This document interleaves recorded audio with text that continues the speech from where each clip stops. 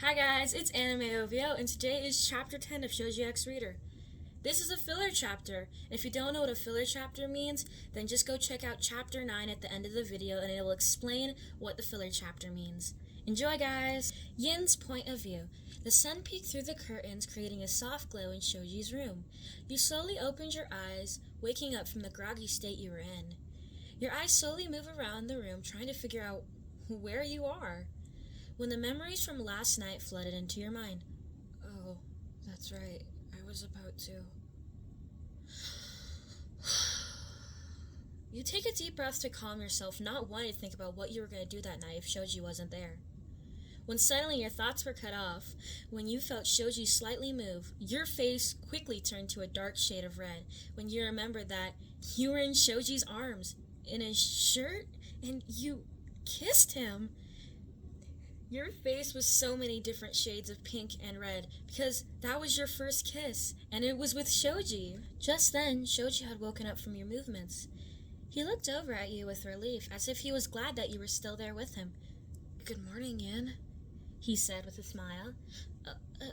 Good morning, Shoji," you said. You both looked at each other for a couple seconds when Shoji's eyes glanced over at the time. "Crap! You guys were late!" You and Shoji quickly get ready and run out your dormitory and out the building. You run down the trail and quickly to the UA building. As you run down the halls, you yelled to Shoji, "Goodbye, Shoji, I'll see you later!" You yelled. He yelled back to you, "See you later, Yin, I'll see you back at the dorms!"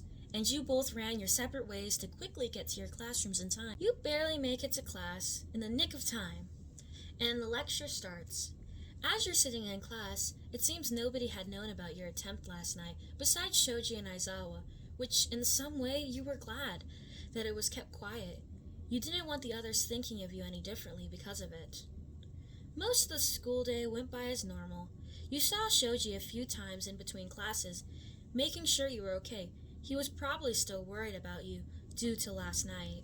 You had gotten out of class a bit early today. Shoji was still in his class, so you decided to take a walk to clear your head before you would head back to the dorms to see Shoji. You slowly walked down the small trail that led to the building where the dorms were.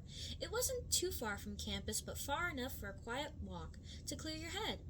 It was peaceful because most of the students were on campus, so the trail was basically empty.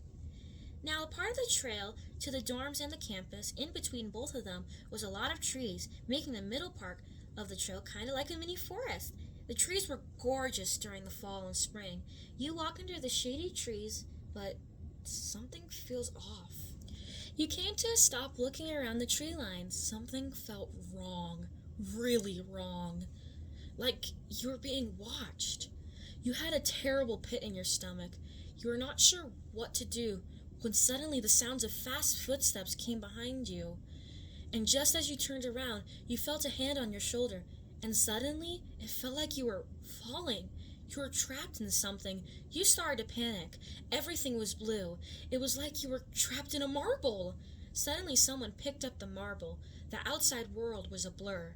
You couldn't see who it was or what was going on. And in a blink of an eye, it all went dark. And that's it for Chapter 10. I hope you guys enjoyed this filler chapter. Here's a couple bloopers from this chapter. Hi guys, this is trying to figure out where you are and what. Your face quickly turned red, a shade of red. Dang it, you both looked at each other. Just then, you came to a stop looking around the tree line. Something felt really wrong, like you were being watched. You had a pit in your stomach. Oh,